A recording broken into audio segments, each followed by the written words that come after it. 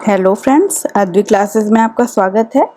Friends, हम लोग शुक्ल जी की पुस्तक को देख रहे थे और उसके अंतर्गत आधुनिक गद्य साहित्य परंपरा का प्रवर्तन पर आ चुके थे हम लोग।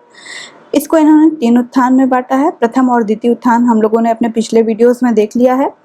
आज हम लोग तृतीय उत्थान को देखने वाले हैं, जिसके अंतर्गत सिर्फ प्रकरण 5 को रखा गया है और ये प्रकरण काफी लंबा है, तो इसलिए मैंने इसको 2 भाग में बनाने का सोचा है।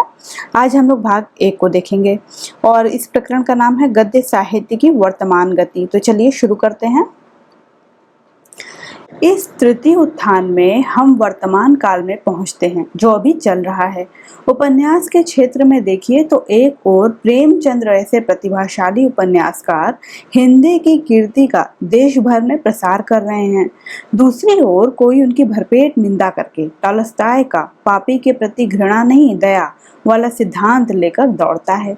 एक दूसरा आता है जो दया वाले सिद्धांत के विरुद्ध यूरोप का साम्यवादी सिद्धांत लाता है और कहता है कि गरीबों का रक्त चूसकर उन्हें अपराधी बनाना और फिर बड़ा बनकर दया दिखाना, यही तो उच्च वर्ग के लोगों की मनोवृत्ति है।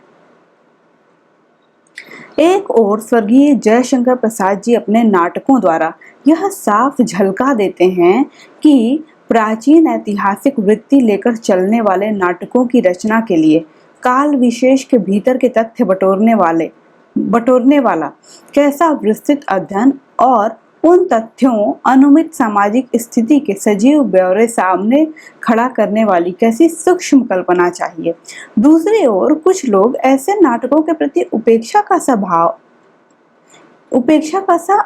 होगा। फ्रेंड्स, यहाँ पर भाव दिखाते हुए बर्नार्ड शॉ आदि का नाम लेते हैं और कहते हैं कि आधुनिक युग समस्या नाटकों का है। यह ठीक है कि विज्ञान की साधना द्वारा संसार के वर्तमान युग का बहुत सा रूप यूरोप का खड़ा किया हुआ है, पर इसका क्या मतलब है कि युग का सारा रूप विधान यूरोप ही करे और हम आराम से जीवन के सब क्षेत्रों में उसी के दिए हुए रूप को लेकर रूपवान बनते चलें? क्या अपने स्वतंत्र रूप विकास की हमारी शक्ति सब दिन के लिए मारी गई? हमारा यह तात्पर्य नहीं कि यूरोप के साहित्य क्षेत्र में उठी हुई बातों की चर्चा हमारे यहाँ न हो। यदि हमें वर्तमान जगत के बीच से अपना रास्ता निकालना है तो वहाँ के अनेक वादों और प्रवृत्तियों तथा उन्हें उत्पन्न करने वाली परिस्थितियों का पूरा परिचय हमें होना चाहिए। अर्थात जो यूरोप में जो नए नए वाद आ रहे हैं, किस तरीके की प्रवृत्तियां आ रही हैं, उनको जो उत्पन्न करने वाली जो परिस्थितियां हैं, उनका भी पूरा परिचय हम लोगों को होना चाहिए। यहाँ पर ये ऐसा कहना चाहते हैं। उपन्यास और कहानी पर आते हैं। इस तृतीय उत्थान में हमारा उपन्यास कहानी साहित्य ही सबसे अधिक समृद्ध हुआ। सामाजिक उपन्यासों में देश में चलने वाले राष्ट्रीय तथा आर्थिक आंदोलनों का भी आभास बहुत कुछ रहता है। ताल्लुकदारों के अत्याचार, भूखे किसानों की दारुण दशा के चटकीले चित्र उनमें प्रायः पाए जाते हैं। इस संबंध में हमारा केवल यही कहना है कि हमारे निपुण उपन्यासकारों को न केवल राजनीतिक दलों द्वारा प्रचारित बातें लेकर चलना चाहिए, वस्तु स्थिति पर अपनी व्यापक दृष्टि भी डालनी चाहिए। उन्हें यह भी देखना चाहिए कि अंग्रेजी राज्य जमने पर भूमि की उपज या आमदनी पर जीवन निर्वाह करने वालों की और नगर के रोजगारियों या महाजनों की परस्पर क्या स्थिति हुई। उन्हें यह भी देखना चाहिए कि राज कर्मचारियों को इतना यहाँ पर क्या होना चाहिए, राज कर्मचारियों का इतना बड़ा चक्र ग्रामवासियों के सिर पर ही चला करता है, व्यापारी वर्ग उनसे प्रायः बचा रहता है। कहने का तात्पर्य यह है कि हमारे उपन्यासकारों को देश के वर्तमान जीवन के भीतर अपनी दृष्टि गड़ाकर देखना चाहिए। केवल राजनीतिक दलों की बातों को लेकर ही न चलना चाहिए। साहित्य को राजनीति के ऊपर रहना चाहिए, सदा उनके इशारों पर न नाचना चाहिए। तो फ्रेंड्स, ये वाली लाइन तो एग्जाम में आई हुई है, साहित्य को राजनीति के ऊपर रहना चाहिए। ये लाइन किसने कही है? लोक की सामयिक परिस्थितियों तक ही न रहकर जीवन के नित्य स्वरूप की विषमताएं और उलझने सामने रखने वाले उपन्यास भी यूरोप में लिखे गए हैं और लिखे जा रहे हैं।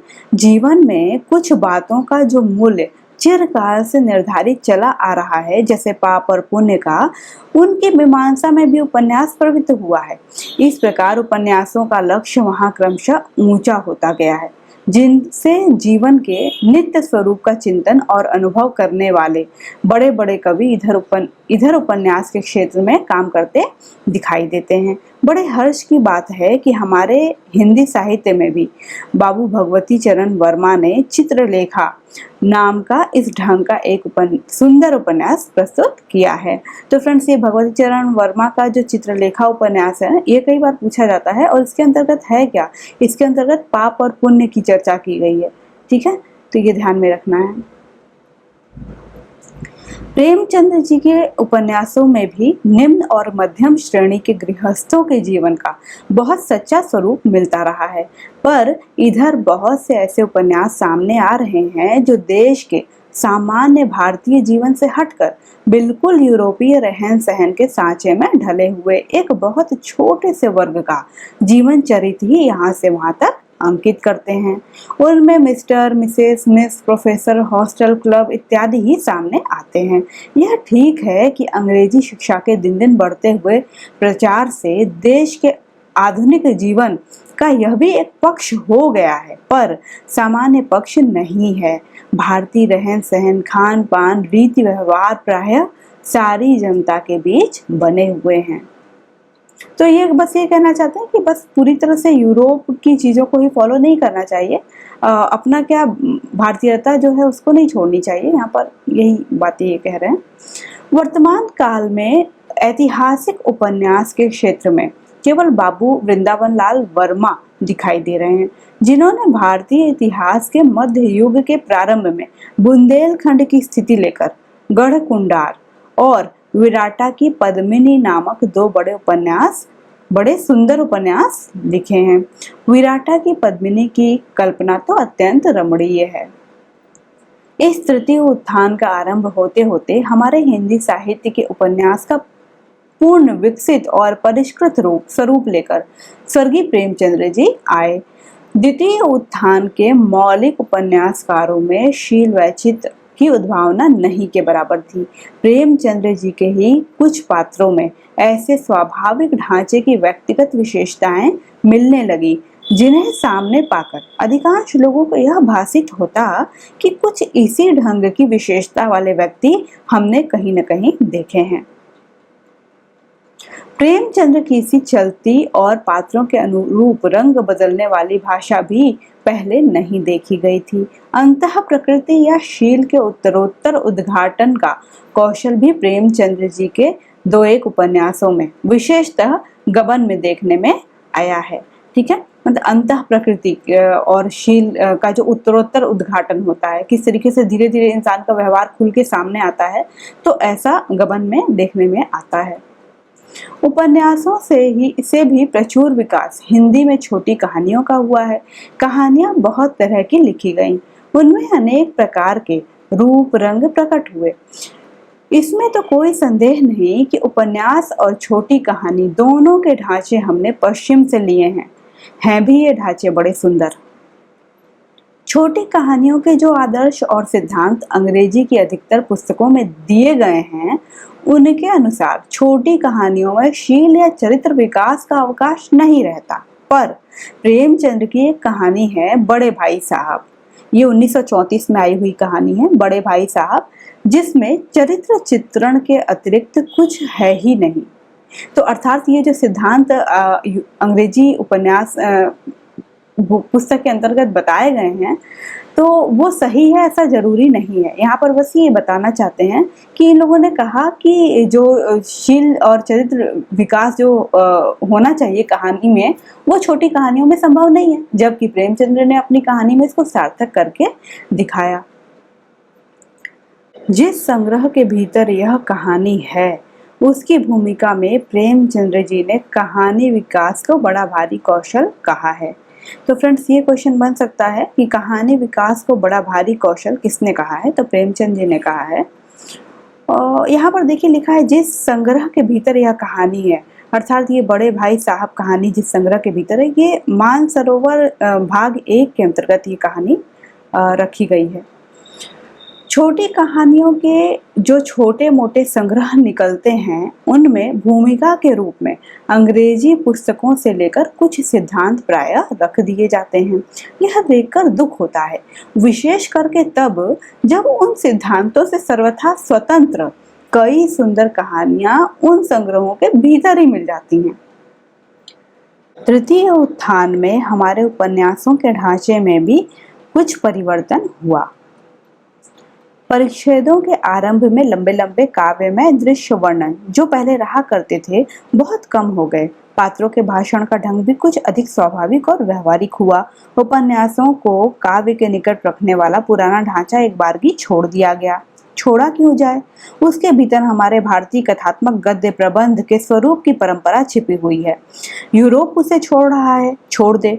यह कुछ आवश्यक नहीं कि हम हर एक कदम उसी के पीछे पीछे रखें। अब यह आदत छोड़नी चाहिए कि कहीं हार्डी का कोई उपन्यास पढ़ा और उसमें अवसाद या दुखवाद की गंभीर छाया देखी तो चट बोल उठे कि अभी हिंदी के उपन्यासों को यहाँ पहुँचने में बहुत देर है।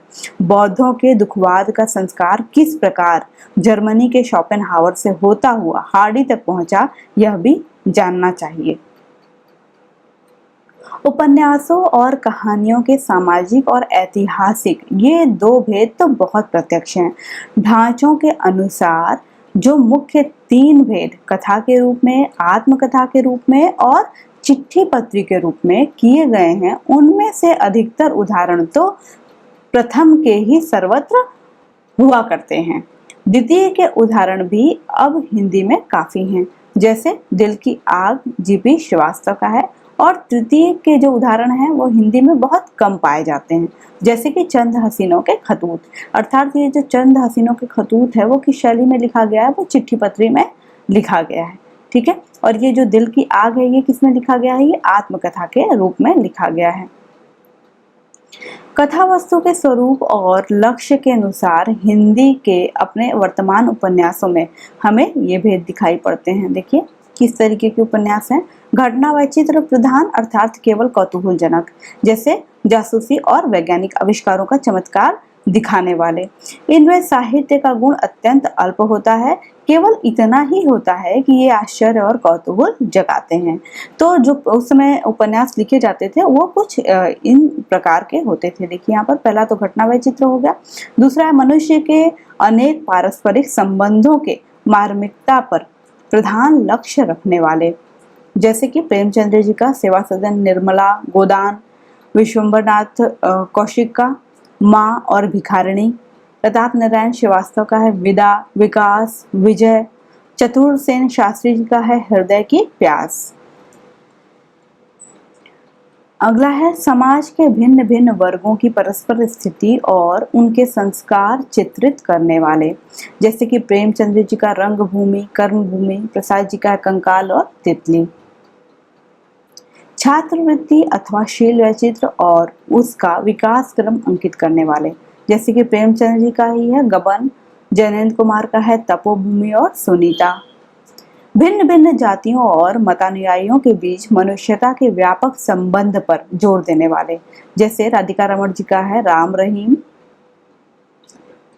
फ्रेंड्स इसको भी ध्यान देते चलेंगे, राधिका रमण जी का राम रहीम पूछ लिया जाता है कई बार।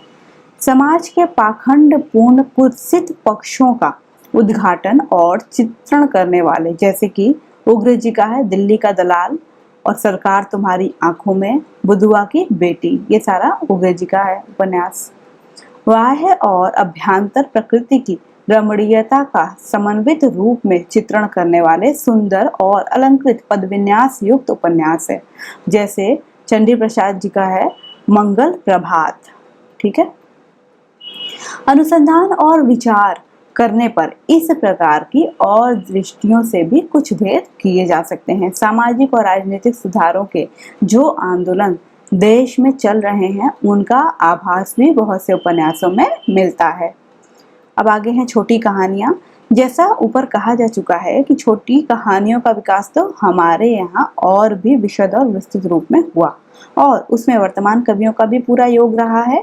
उनके इतने रूप रंग हमारे सामने आए हैं कि वे सब के सब अब पाश्चात्य लक्षणों और आदर्शों के भीतर नहीं समा सकते।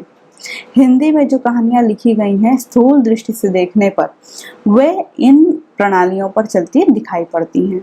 सादे ढंग से केवल कुछ अत्यंत व्यंजक घटनाएं और थोड़ी बातचीत हमारे सामने लाकर क्षिप्र गति से किसी एक गंभीर संवेदना या मनोभाव में पर्यवसित होने वाली कहानियां, ठीक है, जिनका बहुत ही अच्छा नमूना है गुलेरी जी की प्रसिद्ध कहानी उसने कहा था। पंडित भगवती प्रसाद वाजपेयी कहानी है निंदिया लागी और पेंसिल स्केच नाम की कहानियां इसी ढंग की हैं। ऐसी कहानियों में परिस्थिति की मार्मिकता अपने वर्णन या व्याख्या द्वारा हृदयंगम करने का प्रयत्न लेखक नहीं करता, उसका अनुभव वह पाठक पर छोड़ देता है। दूसरा है परिस्थितियों के विशद और मार्मिक, कभी कभी रमणीय और अलंकृत वर्णनों और व्याख्या के साथ मंद मधुर गति से चलकर किसी एक मार्मिक परिस्थिति में पर्यवसित होने वाली कहानियां। उदाहरण के रूप में देखिए चंडी प्रसाद जी की कहानी उन्मादिनी और शांति निकेतन। ऐसी कहानियों में परिस्थिति के अंतर्गत प्रकृति का भी चित्रण प्रायः रहता है।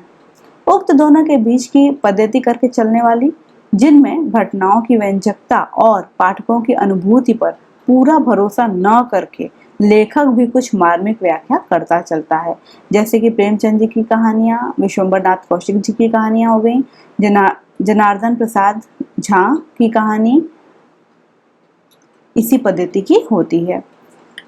अगला है घटना और संवाद दोनों में गूढ़ व्यंजना और रमणीय कल्पना के सुंदर समन्वय के साथ चलने वाली। उदाहरण के रूप में प्रसाद जी तथा राय कृष्णदास जी की कहानियां। पांचवा है किसी तथ्य का प्रतीक खड़ा करने वाली लाक्षणिक कहानियां, जैसे उग्र जी की कहानी है भुनगा। वस्तु समष्टि के स्वरूप की दृष्टि से भी बहुत से वर्ग किए जा सकते हैं, जिनमें से कुछ देखिए प्रमुख इस प्रकार से हैं। सामान्यतः जीवन के किसी स्वरूप की मार्मिकता सामने लाने वाली कहानी, भिन्न भिन्न वर्गों के संस्कार का स्वरूप सामने रखने वाली कहानी, जैसे प्रेमचंद जी की कहानी है शतरंज के खिलाड़ी और रामचरण जी की कहानी है दान। किसी मधुर या मार्मिक प्रसंग कल्पना के सहारे किसी ऐतिहासिक काल का खंड चित्र दिखाने वाली कहानी, जैसे राय कृष्णदास जी की गहुला और जयशंकर प्रसाद जी की कहानी है आकाशदीप। देश की सामाजिक और आर्थिक व्यवस्था से पीड़ित जन समुदाय की दुर्दशा सामने लाने वाली, जैसे भगवती प्रसाद वाजपेयी जी की कहानी है निंदिया लागी और हृदय गति। जयनंद कुमार जी की कहानी है अपना अपना भाग्य। राजनीतिक आंदोलन में सम्मिलित नौ युवकों के स्वदेश प्रेम, त्याग, साहस और जीवनोत्सर्ग का चित्र खड़ा करने वाली, जैसे कि उग्र जी की कहानी है उसकी माँ। समाज के भिन्न भिन्न क्षेत्रों के बीच धर्म, समाज सुधार, व्यापार, व्यवसाय, सरकारी काम, नई सभ्यता आदि की ओट में होने वाले पाखंडपूर्ण पापाचार के चटकीले चित्र सामने लाने वाली कहानियां, जैसे कि उग्र जी की कहानियां हैं। यानी कि उग्र जी की कहानियों में ये सारी चीजें देखने को मिलती हैं। सभ्यता और संस्कृति की किसी व्यवस्था के विकास का आदिम रूप झलकाने वाली, जैसे राय कृष्णदास जी का अंतःपुर का आरंभ, श्रीमंत समंत जी की कहानी है चवेली की कली और जयनंद कुमार जी की कहानी है बाहुबली। अतीत के किसी पौराणिक या ऐतिहासिक कालखंड के बीच अत्यंत मार्मिक और रमणीय प्रसंग का अवस्थान करने वाली कहानियां हो गई। हास्य विनोद द्वारा मनोरंजन करने वाली कहानी हो गई। ठीक है, हास्य का स्वरूप बहुत ठीक सिद्धांत पर प्रतिष्ठित होने पर भी अभी तक उसका ऐसा विस्तृत विकास हमारे साहित्य में नहीं हुआ है। तो फ्रेंड्स, यहाँ पर हमारा ये उपन्यास और कहानी समाप्त हो जाता है। चूँकि फ्रेंड्स ये पुस्तक बहुत महत्वपूर्ण है, इसकी हर लाइन बहुत महत्वपूर्ण है, तो हो सकता है कि कई बार कोई प्रकरण थोड़ा सा लगता हो कि बोरिंग है, लेकिन एक बार पढ़ लेना सही रहेगा एग्जाम की दृष्टि से। तो फ्रेंड्स, ये प्रकरण अभी मैं यहाँ पर ही समाप्त करती हूँ। इसका भाग 2 लेकर के मैं जल्दी ही आ जाऊँगी अपने अगले वीडियो में। सुनने के लिए धन्यवाद।